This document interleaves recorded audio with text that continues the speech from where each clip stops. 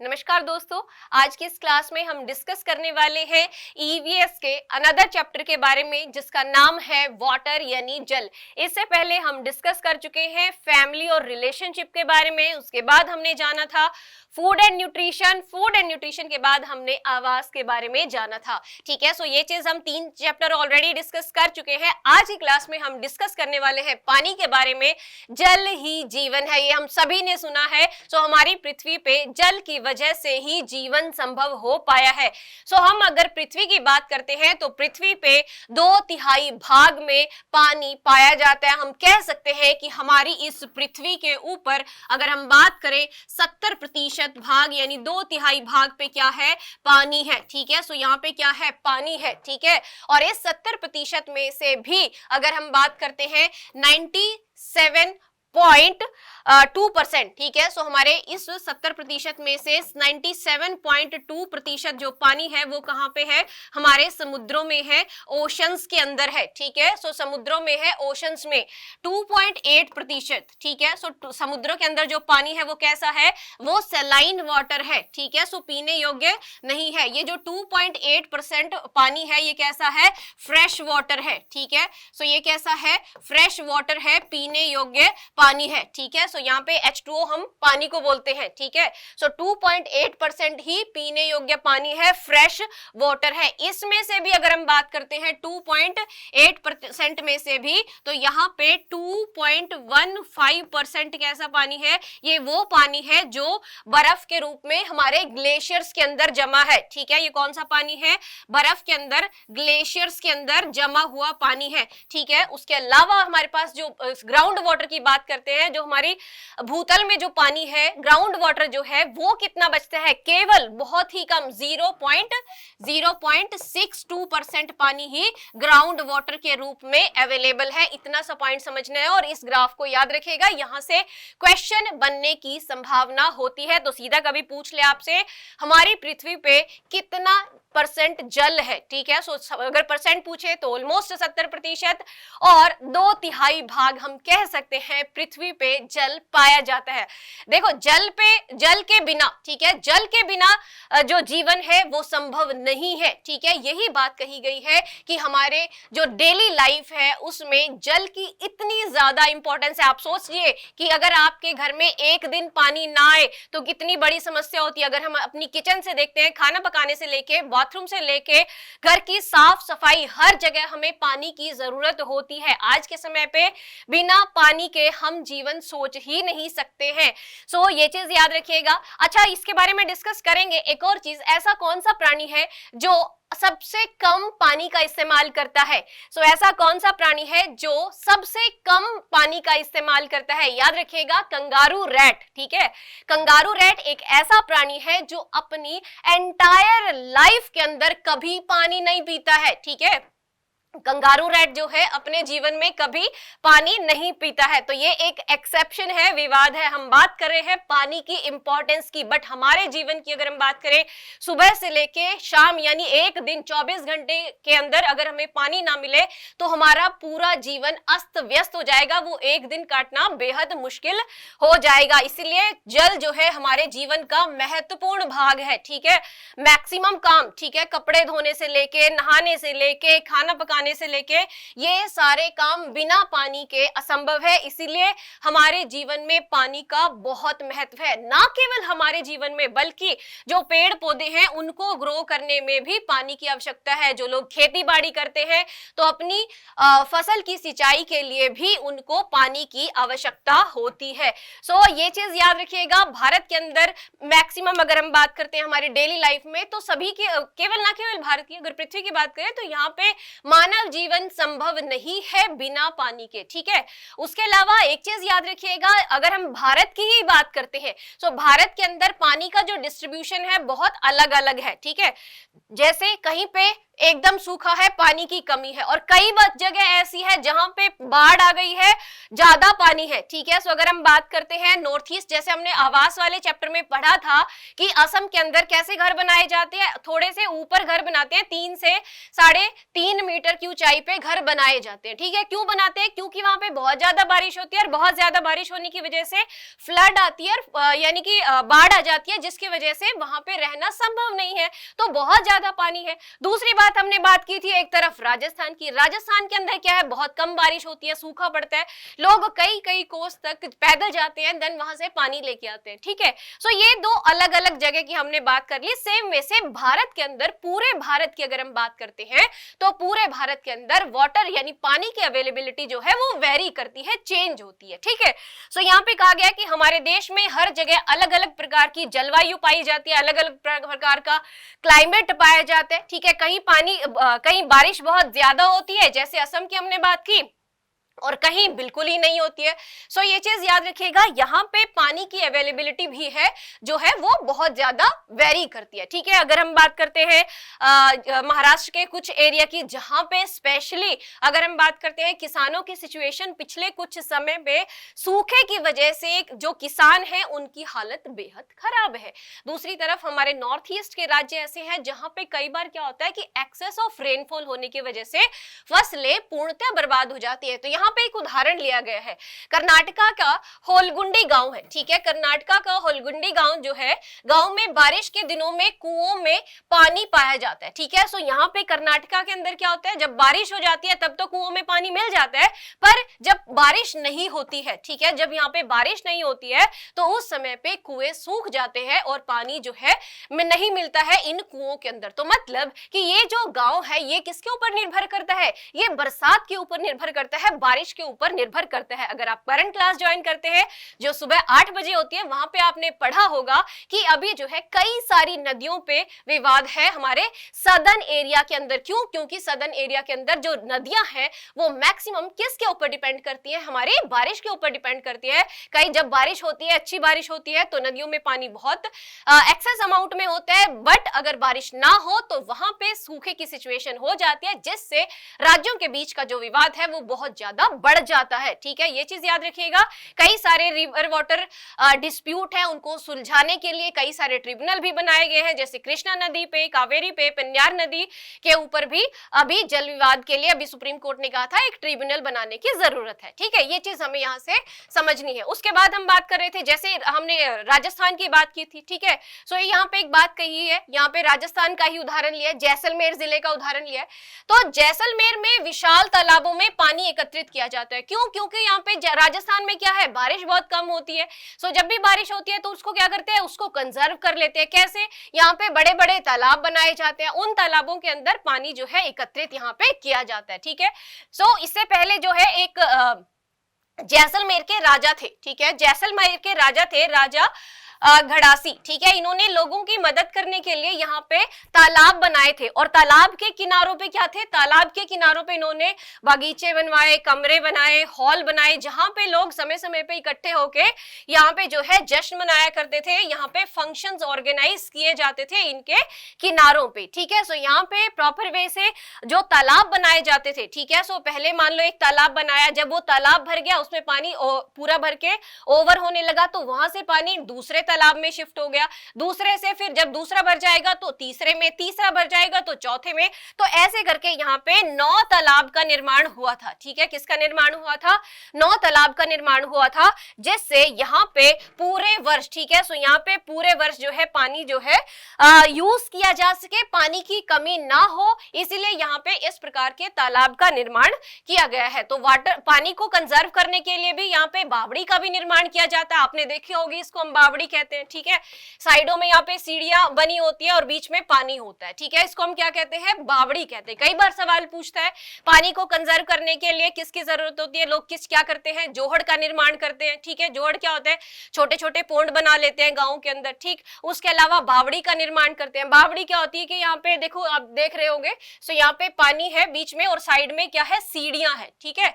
सो बावड़ी किसको कहते हैं, एक सीढ़ीदार कुआं होता है, ठीक है। इसका उद्देश्य क्या है, इसका उद्देश्य होता है, इसका एम होता है पानी को संरक्षित करना, पानी को इकट्ठा करना इसका मुख्य उद्देश्य होता है। ठीक है, सो सीढ़ियां जो है ऊपर से नीचे की ओर जाती है। ठीक, लोग यहाँ पे नीचे उतरते हैं और पानी जो है नीचे से लेके आते हैं। ठीक है, सो इसमें पानी ऊपर से नहीं खींचा जाता बल्कि लोग सीढ़ियों के द्वारा खुद पानी तक पहुंचकर पानी लेके आते हैं। ठीक है, सीढ़ियों से नीचे जाते हैं, नीचे पानी है तालाब में, वहां से पानी लेके आएंगे एंड देन सीढ़ियों से ऊपर आ जाएंगे। ठीक है, उसके अलावा उत्तराखंड की अगर हम बात करते हैं तो उत्तराखंड में स्त्रियां पानी के झरने या तालाबों की पूजा करती है। आपको पता है, आपने देखे होंगे कई सारी जगह क्या होता है, कुआं पूजा जाता है, तालाब पूजे जाते हैं, तो यहाँ पे स्पेशली उदाहरण लिया है उत्तराखंड का। ठीक है, सो हमारे जीवन में पानी का महत्व जो है, देखो जहां जहां हमारे जीवन में पानी या किसी भी चीज का महत्व होता है तो वो हमारा जो धर्म है वो इतना ज्यादा हम कह सकते हैं कि बेस्ट है कि वहां पे उसको हमारे धर्म के अंदर ही शामिल कर लिया गया। जैसे अगर हम उदाहरण की बात करें, तो उदाहरण लेते हैं यहाँ पे पानी का। पानी हमारे जीवन के लिए बेहद इंपॉर्टेंट है, इसको हमने क्या किया, धर्म के साथ जोड़ दिया। धर्म के साथ कैसे जोड़ा, यहाँ पे नदियों की, तालाबों की, कुओं की समय समय पे पूजा की जाती है। फॉर एग्जाम्पल दिवाली के समय पे कुओं के ऊपर दिए जलाए जाते हैं, उनकी अलग से पूजा की जाती है। ठीक है, कई शादियों के अंदर भी कुआं पूजन का जो एक अलग से बेसिकली उत्सव होता है जो मनाया जाता है। ठीक है, सो लड़कियां शादी से पहले कुआं पूजने जाती हैं, आपने सब में से सुना ही होगा। तो ये क्या किया गया कि हमारे जीवन के लिए जो जो चीजें इंपॉर्टेंट है उनको धर्म के साथ हम जोड़ देते हैं, ये हमारे धर्म की खूबसूरती है। ठीक है, सो सेम वे से यहाँ पे क्या किया गया है, यहाँ पे उत्तराखंड के अंदर जो स्त्रियां हैं, झरने जो तालाब होते हैं, झरने हुए तालाब हुए, उनकी क्या करते हैं, पूजा करते हैं। ठीक है, उनका मानना है कि हम लोगों की जो जीवन है, जो जिंदगी है, वो पानी के साथ जुड़ी हुई है और जल ही जीवन है, जल के बिना हमारा जीवन संभव नहीं है। इसीलिए यहाँ पे जो महिलाएं हैं वो क्या करती हैं, वो जल की पूजा करती हैं। ठीक है, जलाशयों की पूजा करती हैं, तालाबों की पूजा करती हैं, झरनों की पूजा करती हैं। ठीक है, उसके अलावा यहाँ पे आपने देखा होगा कि कई जगह, ठीक है, ये बात की है हमने फ्रेश वाटर की, जो पीने योग्य पानी होता है। ठीक है, उसके अलावा यहाँ पे कई सारे, आपने जब ज्योग्राफी आप पढ़ रहे होंगे तो आपने देखा होगा कि विश्व के अंदर कितने सारे ऐसे ओशन है जहां पे सैलिनिटी बहुत ज्यादा है। ठीक है, सो उसी में एक उदाहरण है किसका, डेड सी का, मृत सागर का। ठीक, ये दुनिया का सबसे ज्यादा नमकीन पानी का सागर है। ठीक है, सो सबसे ज्यादा नमकीन पानी का सागर कहलाता है ये। और उसके अलावा यहाँ पे इसमें इतना नमक है इसके पानी में, जितना 1 लीटर पानी के अंदर 300 ग्राम नमक अगर हम मिला देते हैं। ठीक है, सो हमारी पृथ्वी पे कई जगह सैलाइन वाटर मिलता है, ठीक है, नमकीन पानी मिलता है, और कई जगह ताजा पीने योग्य पानी मिलता है। ठीक है, इतनी सी चीज समझनी है। उसके अलावा ठीक है, भारत के अंदर हमने एक चीज तो देख ली कि कहीं सूखे की समस्या है, कहीं पे बहुत ज्यादा पानी की समस्या। उसके अलावा एक और समस्या है, वो है कि पानी का दूषित होना, पोल्यूशन। ठीक है, सो यहाँ पे पोल्यूशन किसका होता है, पानी का पोल्यूशन होता है। पोल्यूटेंट जो है पानी के अंदर बहुत ज्यादा आज के समय पे बढ़ गए हैं। आपने देखा होगा गंगा नदी की सफाई के लिए अभियान चल रहा है, यमुना नदी का हाल आपने दिल्ली के अंदर देख ही लिया होगा। समय समय पे आपने देखा है कि दिल्ली के अंदर जो यमुना नदी है उसमें झाग भर जाते हैं। ठीक है, न्यूज़पेपर के अंदर आए दिन कुछ ना कुछ होता ही है यहाँ पे नदियों के दूषित होने से संबंधित। ठीक है, सो यहाँ पे एक चीज याद रखिएगा, हमारे पानी के पोल्यूशन होने के कई सारे कारण होते हैं, जैसे मैनमेड और उसके अलावा नेचुरल कारण भी होते हैं। ठीक है, सो कारणों पे नहीं जाते हैं, हम डायरेक्ट आते हैं कि किस प्रकार से हम जल को साफ कर सकते हैं। हमारा सवाल यहाँ से बनता है कौन कौन से ऐसे माध्यम हैं जिससे हम अगर पानी दूषित हो उसको साफ कर सकते हैं, देन उसको हम पीने योग्य बना सकते हैं। ठीक है, सो यहाँ पे एक चीज होती है फिटकरी। ठीक है, आप सबने देखा होगा फिटकरी व्हाइट कलर की होती है। जो फिटकरी को जब हम पानी के अंदर डाल देते हैं, जब पानी में उसको डालेंगे तो ये पानी के अंदर जब घुल जाएगी तो जो गंदगी होती है वो नीचे बैठ जाती है और जो साफ पानी है वो ऊपर आ जाता है। ठीक है, दूसरा क्या है, यहाँ पे केमिकल मिलाए जाते हैं। ठीक है, सो स्पेशली अगर केमिकल्स की बात करें तो क्लोरीन मिला दिया जाता है। क्लोरीन का उपयोग किया जाता है पानी को साफ करने के अंदर। और एक बहुत ही प्राचीन एक सरल तरीका होता है कि पानी को हम क्या करते हैं, पानी अगर साफ नहीं है उसको हम गर्म कर लेते हैं, बॉयल कर लेते हैं, उसके बाद गंदगी जो है वहां पे नीचे बैठ जाती है, उड़ जाती है, एंड देन जो पानी बच जाता है, छानने के बाद जब हम उसको यूज करते हैं वो साफ पानी होता है। पानी को गर्म करेंगे, बॉईल करेंगे, छानेंगे, गंदगी ऊपर रह जाएगी और साफ पानी नीचे आ जाएगा और उस पानी का हम सेवन कर सकते हैं। ये कुछ माध्यम है जिससे हम पानी को साफ कर सकते हैं, ठीक है। उसके अलावा एक चीज और आपने देखी होगी, बीओडी। बीओडी के बारे में भी जानेंगे। इसमें क्या होता है कि जब पानी होता है, ठीक है, पानी के अंदर जो हमारे देखो क्या है, ओशन के अंदर, समंदर के अंदर जो भी पानी है, जहां पे भी पानी एक जगह है वहां पे कोई ना कोई माइक्रो ऑर्गेनिज्म रहता होगा। उस माइक्रो ऑर्गेनिज्म को किसकी जरूरत पड़ती है? ऑक्सीजन की जरूरत पड़ती है अपने खाने को पकाने में और अदर जो मटेरियल्स हैं उनको तोड़ने के लिए, ठीक है। सो जब किसी अगर हम बात करें किसी भी जहां पे पानी है, कोई जोहड़ है, कोई पौंड है, कोई वाटर बॉडी है, जब वहां पे ऑक्सीजन की डिमांड बढ़ जाती है तो कहा जाता है कि वो जो जगह है, वो जो पौंड है, वो जो लेक है, वो जो जोहड़ है, वहां पे पानी जो है बहुत ज्यादा दूषित हो गया है। अगर बीओडी की यानी कि ऑक्सीजन की डिमांड कम हो जाती है, इसका मतलब ये है कि पानी जो है साफ है, ठीक है। सो कई बार सीधे सीधे क्वेश्चन आता है कि बीओडी के अंदर अगर ऑक्सीजन की डिमांड बढ़ रही है तो यह क्या शो करता है? तो याद रखना ये जो है बेसिकली शो करेगा कि पानी जो है बहुत ज्यादा दूषित हो गया है, ठीक है। और अब जो है कुछ जो टॉपिक्स इसमें है हमने डिस्कस किए हैं उनको हम देखेंगे कि हम पेपर में कैसे कैसे सवाल जो है देखते हैं पानी से संबंधित, ठीक है। सो कुछ जो टॉपिक हैं वो हम पानी के माध्यम से कवर करते, क्वेश्चंस के माध्यम से कवर अप करते चले जाएंगे। सो कुछ प्रीवियस ईयर के क्वेश्चंस हैं जो बार बार पेपर में आए हुए हैं जल से संबंधित, वो अब हम क्वेश्चंस के माध्यम से हमारे टॉपिक कवर करेंगे यहाँ से, ठीक है। सो क्वेश्चन है हमारा, सबसे पहले क्वेश्चन है, पृथ्वी पर उपस्थित शुद्ध जल के स्रोत कौन से हैं? ठीक है। सो यहाँ पे आपको बताना है प्योर वाटर, ठीक है। सो प्योर वाटर के स्रोत कौन कौन से हैं? सो पहला है भूमिगत जल, दूसरा है नदियां, तीसरा है झील व तालाब। कहां कहां पे शुद्ध जल पाया जाता है? सो क्लास की शुरुआत में ही मैंने आपको बताया था कि शुद्ध जल जो है वो कहां कहां पाया जाता है, तो आपको बताना है यहाँ पे शुद्ध जल कितना है, कहां कहां पे पाया जाता है। भूमिगत जल है, ग्राउंड वाटर है, रिवर्स के अंदर, नदियों में है, झील व तालाबों के अंदर साफ पानी पाया जाता है, शुद्ध पानी पाया जाता है। तो ये सारे के सारे सही आंसर है। यहाँ पे शुद्ध जल यानी प्योर वाटर जो है पाया जाता है, जो पीने योग्य पानी होता है, ठीक है।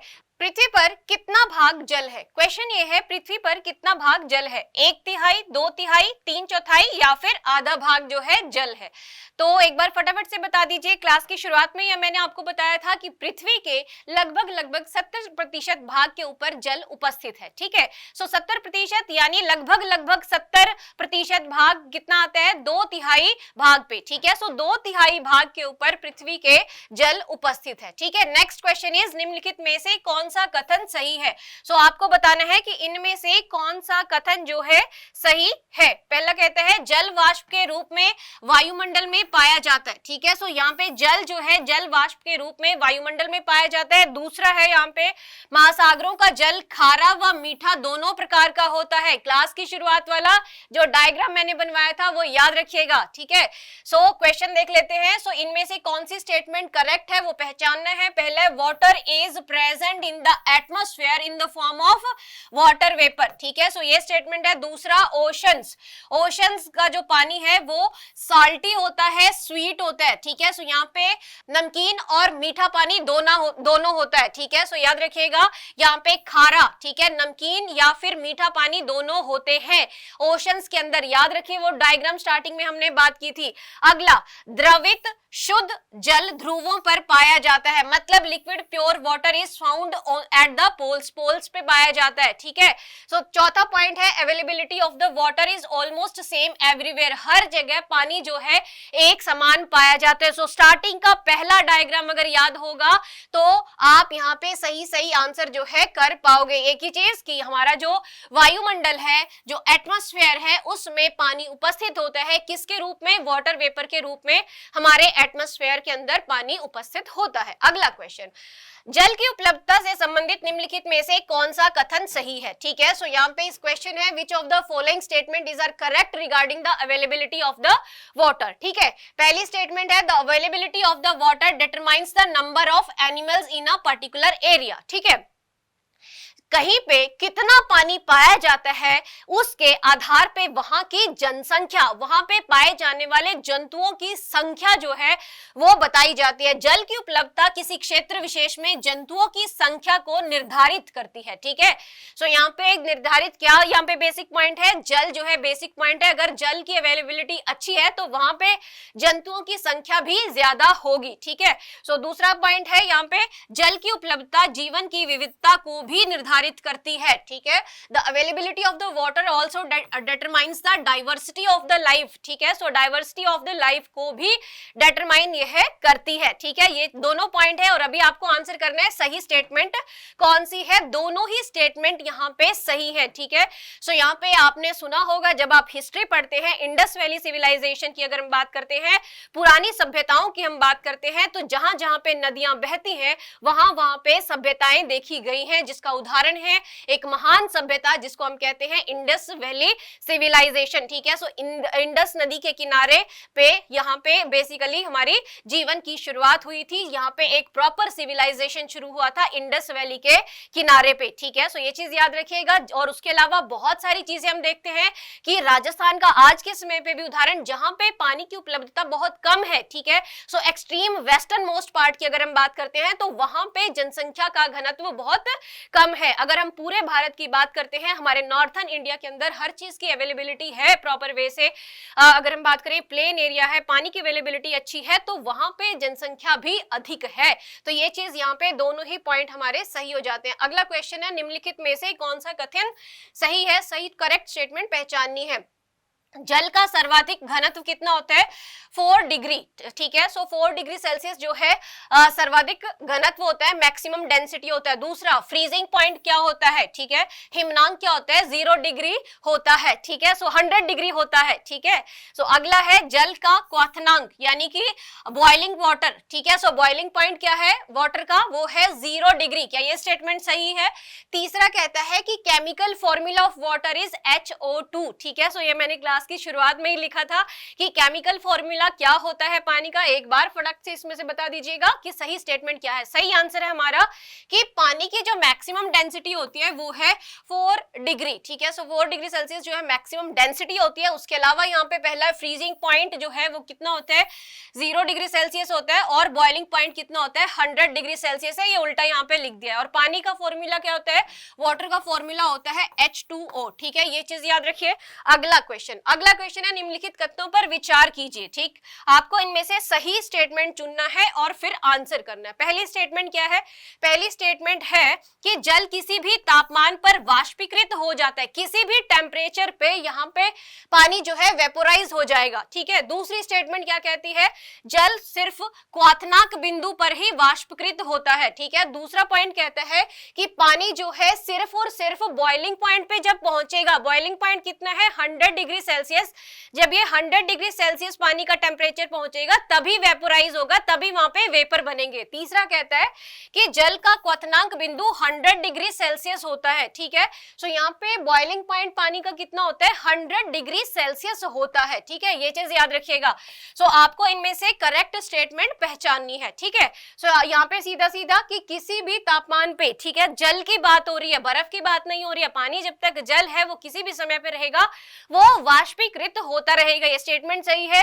दूसरी स्टेटमेंट गलत है। ठीक है, बिल्कुल ही ऑपोजिट है इसके। ठीक है, सो तीसरा है बॉइलिंग पॉइंट, हमने अभी पिछले क्वेश्चन में बात की कि 100 डिग्री सेल्सियस पे पानी उबलना शुरू कर देता है। ठीक है, अगला क्वेश्चन है, निम्नलिखित में से कौन सा कथन सही है? सही स्टेटमेंट पहचानिए। पानी जो है एक कंपाउंड होता है, एक यौगिक होता है। दूसरा कहता है 4 डिग्री पर जल का घनत्व सर्वाधिक होता है, मैक्सिमम डेंसिटी 4 डिग्री सेल्सियस पे होती है यहाँ पे। तीसरा कहता है water is a good solvent. ठीक है, पानी जो है सबसे अच्छा विलायक होता है। 3 स्टेटमेंट दी हुई है, तो तीनों ही हमारी यहाँ पे सही स्टेटमेंट है। ठीक है, जल एक यौगिक है, 4 डिग्री सेल्सियस पर जल का मैक्सिमम डेंसिटी होती है। ठीक है, सर्वाधिक घनत्व होता है। तीसरा है कि यहाँ पे पानी जो है एक अच्छा विलायक होता है, एक अच्छा सोलवेंट होता है। अगला क्वेश्चन है, क्वेश्चन ये है कि मोहन देखता है कि उसकी कक्षा में शिक्षक जो है आर्द्रता को मापने वाले यंत्र की का रेखा चित्र दिखा रहे हैं, ठीक है, और निम्नलिखित में से वे कौन सा यंत्र है, ठीक है, आपको पहचानना है कि इनमें से वो कौन सा यंत्र है। दूसरे तरीके से मैं आपसे पूछूं तो यहाँ पे आर्द्रता को मापने के लिए किस यंत्र का इस्तेमाल किया जाता है, ठीक है। सो वापस क्वेश्चन देखते हैं। Mohan observe that in his class the teacher is showing a diagram of an instrument that measures humidity, ठीक है। सो यहाँ पे ह्यूमिडिटी को मेजर करने के लिए एक इंस्ट्रूमेंट जो है टीचर अपनी क्लास में दिखाते हैं। आपको बताना है कि किसके द्वारा ह्यूमिडिटी को मापा जाता है, आर्द्रता को मापा जाता है, ठीक है। ऑप्शंस हैं आपके, थर्मामीटर के द्वारा, हाइड्रोमीटर के द्वारा, हाइग्रोमीटर के द्वारा या फिर लैक्टोमीटर के द्वारा इसको मापा जाता है, ठीक है। सो एक बार फटाफट से आंसर कीजिएगा कि किसके उपयोग से यहाँ पे आर्द्रता यानी कि ह्यूमिडिटी को मापा जाता है। सो आंसर है हाइग्रोमीटर, ठीक है। आंसर क्या है, हाइग्रोमीटर। हाइग्रोमीटर से क्या नापते हैं, यहाँ पे मापा जाता है ह्यूमिडिटी, ठीक है, ह्यूमिडिटी को मापा जाता है। और लैक्टोमीटर को के द्वारा किसको मापा जाता है, दूध की शुद्धता को, ठीक है। सो यहाँ पे दूध की शुद्धता को जो है मापा जाता है किसके माध्यम से, लैक्टोमीटर के माध्यम से। एक इंस्ट्रूमेंट है, किस क्या मापता है, दूध की प्योरिटी को मापता है, दूध की शुद्धता को मापा जाता है लैक्टोमीटर के द्वारा, लैक्टोमीटर के द्वारा। हाइड्रोमीटर क्या करता है, हाइड्रोमीटर बेसिकली स्पेसिफिक ग्रेविटी कह लीजिए या फिर रिलेटिव डेंसिटी, ठीक है। सो ये क्या करता है, ये रिलेटिव डेंसिटी को नापता है, ठीक है। सो यहां पर लिख सकते हैं रिलेटिव डेंसिटी को मापा जाता है किसके द्वारा, हाइड्रोमीटर के द्वारा, ठीक है। थर्मामीटर आप सभी जानते हैं, यहाँ पे टेम्परेचर को मापने के लिए यूज किया जाता है थर्मामीटर, ठीक है। हाइग्रोमीटर, बहुत बार ये सवाल पूछा जाता है कि ह्यूमिडिटी को किस इंस्ट्रूमेंट के द्वारा मेजर किया जाता है, तो याद रखना है हाइग्रोमीटर के द्वारा इसको मेजर किया जाता है। अगला क्वेश्चन, निम्नलिखित कथनों में से कौन सा कथन सही है। पहला है धरातल पर पाया जाने वाला अधिकांश जल हमारे लिए उपयोगी नहीं है, ठीक है।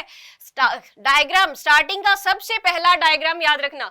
सो धरातल पर पाया जाने वाला अधिकांश जल हमारे लिए उपयोगी नहीं है। दूसरा कहता है जल वायुमंडल में भाप व आर्द्रता के रूप में पाया जाता है, वायुमंडल में भाप व आर्द्रता के रूप में पाया जाता है, ठीक है। So most of the water found on the ground floor is not useful to us, ठीक है। जो यहाँ पे मैक्सिमम पानी पाया जाता है ये हमारे लिए उपयोगी नहीं है, ठीक है। सो दूसरा है water is found in the atmosphere in the form of steam and humidity, ठीक है। ये चीज याद रखिए, यहाँ पे सही स्टेटमेंट बतानी है, दोनों ही स्टेटमेंट यहाँ पे करेक्ट स्टेटमेंट है, ठीक है। सो पहला कहता है वाटर, पानी जो है जल वायुमंडल में भाप और आर्द्रता के रूप में पाया जाता है, ठीक है।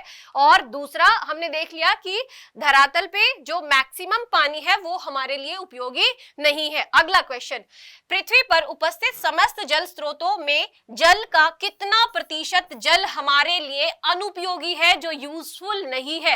मैक्सिमम पानी की अगर हम बात करें जो हमारे लिए यूजफुल नहीं है, वो मैंने आपको डायग्राम की स्टार्टिंग में ही बताया था कि कितना प्रतिशत पानी हम केवल यूज कर सकते हैं। सो ऑप्शन है 1% जल हमारे लिए उपयोगी नहीं है, दूसरा है 99%, 49% या फिर 2%। सो आंसर है हमारे पास 99%, ठीक है। सो 99% जो पानी है जो वेरियस वाटर सोर्सेज के अंदर उपलब्ध है वो हमारे लिए यूजफुल नहीं है, ठीक है। सो क्या है, हमारे लिए यूजफुल नहीं है। नेक्स्ट क्वेश्चन इज शिक्षक कक्षा में मौखिक रूप में जल चक्र को बताना चाहते हैं, ठीक है। सो यहाँ पे जो टीचर है वो क्या बताना चाहते हैं, वाटर साइकिल के बारे में बताना चाहते हैं, वर्बली अपनी क्लास में अपने स्टूडेंट्स को बताना चाहते हैं, ठीक है। सो इनमें से यहाँ पे जो पॉइंट दिए हुए हैं इनमें से कौन कौन से पॉइंट के द्वारा वह जल चक्र यानी वाटर साइकिल को सही तरीके से अपने स्टूडेंट्स को बता सकते हैं। पहला पॉइंट है कि पृथ्वी पर उपस्थित जल एक निश्चित चक्र व व्यवस्था में पारितंत्र में घूमता रहता है जिसको जल चक्र कहा जाता है, ठीक है। अब इसका इंग्लिश पॉइंट देख लेते हैं। The water present on the earth rotates in an ecosystem in a certain cycle and system, इसी को क्या कहा जाता है, वाटर साइकिल कहा जाता है। बिल्कुल सही बात है। सो यहाँ पे जल चक्र आप सभी को पता है कि यहाँ पे अगर हम बात करें समंदर के अंदर पानी है, पानी से भाप बनेगा, भाप से बादल बनेंगे, बादल से वो फिर हमारे एटमॉस्फेयर में, एटमॉस्फेयर से फिर बादल जो है बारिश के रूप में धरती पे आएंगे, धरती से वापस ओशन के अंदर आ जाएंगे। तो यही तो एक चक्र है, यही यहाँ पे एक प्रॉपर सिस्टम भी है। तो सेकंड पॉइंट क्या कहता है? सेकंड है जल चक्र वह प्रक्रिया है जिसमें जल जलमंडल से वायुमंडल में जाता है और वायुमंडल से जल जलमंडल में आता है। यही तो मैंने आपको बताया कि यहाँ पे जलमंडल से पानी भाप बना, भाप से बादल बना, पहुंच गया वायुमंडल में, वायुमंडल से फिर से बादल पानी के बारिश बन के पृथ्वी पे आया, पृथ्वी से वापस कहां चला गया? जलमंडल के अंदर चला गया। ठीक है, सो यहाँ पे दोनों ही स्टेटमेंट यहाँ पे सही है। दोनों स्टेटमेंट के माध्यम से वाटर साइकिल टीचर अपने स्टूडेंट्स को अच्छे से एक्सप्लेन कर सकता है। अगला क्वेश्चन, निम्नलिखित में से कौन से कारक जल प्रदूषण के लिए उत्तरदायी है? कौन कौन से कारण है वाटर पोल्यूशन के लिए? तो पहला है जितने भी घरेलू अपशिष्ट और मलमूत्र हैं वो जल स्रोत में अगर मिल जाए तो वो वाटर पानी को क्या कर देंगे? दूषित कर देंगे। दूसरा, खेतों में रासायनिक खादों के उपयोग से। तीसरा, जल स्रोतों में जीव जंतुओं के मर जाने से भी पानी जो है दूषित होता है। तो यहाँ पे एक बार इंग्लिश क्वेश्चन देख लेते हैं। यहाँ पे इंग्लिश में क्वेश्चन सही स्टेटमेंट बताना है। यहाँ पे कौन कौन से फैक्टर्स हैं वो वाटर पॉल्यूशन के लिए रिस्पॉन्सिबल है। First one is mixing of household waste and excreta etcetera in the water source. Water source के अंदर एक्सक्रीटा और जो हाउसहोल्ड वेस्ट होता है अगर वो मिल जाए, ठीक है। दूसरा रीजन इज केमिकल फर्टिलाइजर खेतों के अंदर इस्तेमाल किया जाए। तीसरा, death of animals in water bodies. ये सारे रिस्पॉन्सिबल होते हैं वाटर पोल्यूशन के। तो तीनों ही कारण है, ठीक है, तीनों ही वजह से जल जो है दूषित होता है। डी यहाँ पे सही आंसर है। अगला क्वेश्चन है, निम्नलिखित में से कौन जल प्रदूषण की हानियों में सम्मिलित होता है? ठीक है, यहाँ पे जल प्रदूषित की हानियों में सम्मिलित होता है। ठीक है, सो यहाँ पे बताइए, यहाँ पे किन की, देखो वाटर पोल्यूशन की वजह से कौन कौन सी बीमारी होती है ये भी हम देख सकते हैं। ठीक है, सो यहाँ पे कौन कौन सी हानियां होती है? फर्स्ट थिंग यहाँ पे टाइफाइड हो जाता है, दूसरा डायरिया हो जाता है, तीसरा हैजा हो जाता है, चौथा पीलिया हो जाता है। ठीक है, सो यहाँ पे कौन कौन सी हानियां होती है, कौन कौन सी बीमारी भी कह सकते हैं, कौन कौन सी डिसएडवांटेज होती है वाटर पोल्यूशन की वजह से। सो यहाँ पे चारों जो बीमारियां हैं वो किससे होती हैं? वो वाटर पोल्यूशन, अगर हम दूषित पानी जल ग्रहण कर लेते हैं उसके बाद यहाँ पे ये जो चारों बीमारियां दिख रही हैं, ये चारों बीमारियां जो है उस व्यक्ति को हो जाती है जिसने दूषित जल का सेवन किया, जिसने पोल्यूटेड वाटर पिया है, उसको ये चारों बीमारी होने की संभावनाएं होती है। ठीक है, अगला क्वेश्चन, बीओडी। बीओडी के बारे में हमने बात की थी अभी, बायोकेमिकल ऑक्सीजन डिमांड की बात की थी, जहां पे अगर किसी भी जल स्रोत के अंदर अगर ऑक्सीजन की डिमांड बढ़ जाए तो वो क्या शो करता है कि उस स्रोत के अंदर जो पोल्यूशन लेवल है वो ज्यादा है। ठीक है, और अगर वहां पे ऑक्सीजन की डिमांड कम है तो वो क्या शो करेगा कि पोल्यूशन का लेवल उस जल के अंदर कम होगा। ठीक है, सो वापस आते हैं, क्वेश्चन क्या है यहाँ पे, क्या पूछा जा रहा है कि बीओडी बायोकेमिकल ऑक्सीजन जो है क्या मेजर करता है। ठीक है, सो बीओडी बायोकेमिकल ऑक्सीजन डिमांड के द्वारा क्या मापा जाता है? पहला ऑप्शन, वायु में ऑक्सीजन की मात्रा को मापता है, जल में ऑक्सीजन को मापता है। ठीक है, सो तीसरा जो है नदियों व तालाबों के जल में प्रदूषण, चौथा जो है उपरोक्त सभी। ठीक है, सो अभी हमने बात की तो ये क्या करता है, इससे क्या पता चलता है? इससे पता चलता है कि कोई भी जल स्रोत जो है दूषित है कि नहीं है उसको मेजर करने के लिए बायोकेमिकल ऑक्सीजन डिमांड का इस्तेमाल किया जाता है। ठीक है, सो नदियों व तालाबों के जल में प्रदूषण की मात्रा को मापने का काम किसके द्वारा किया जाता है? बायोकेमिकल ऑक्सीजन डिमांड के माध्यम से। ठीक है, सो अगला क्वेश्चन जो है हमारा, निम्नलिखित में से कौन से कथन सही है? ठीक है, कौन से कथन सही है? पहला है बाढ़ के कारण हैजा व डायरिया जैसी बीमारियां फैलती हैं। ठीक है, दूसरा है सूखे के कारण भूख प्यास से जीव जंतु मर जाते हैं। तीसरा है दूषित जल से मनुष्य के शरीर में विकलांगता की समस्या आती है। ठीक है, सो यहाँ पे तीनों स्टेटमेंट दी हुई है, तीनों ही स्टेटमेंट यहाँ पे सही स्टेटमेंट है। ठीक है, सो याद रखिएगा, बाढ़ के कारण हैजा व डायरिया जैसी बीमारियां फैलती हैं। दूसरा है कि जब भी सूखा होगा तो भूख और प्यास की वजह से जीव जंतु मारे जाएंगे। तीसरा है अगर दूषित जल जो है मनुष्य के शरीर में चला जाता है तो उससे कई बार विकलांगता भी आ जाती है, विकलांगता की समस्या भी मनुष्य के शरीर में आ जाती है। ठीक है, सो ये था हमारा एक वाटर का चैप्टर जिसमें हमने क्वेश्चंस भी देखे और उसका स्टैटिक पार्ट भी हमने डिस्कस किया है अपनी इस सेशन के अंदर। तो आज के लिए केवल इतना ही, मिलेंगे अपने अगले सेशन में अपने अगले चैप्टर के साथ। That's all from my side guys, thank you so much, have a nice day, all the very best for your examination.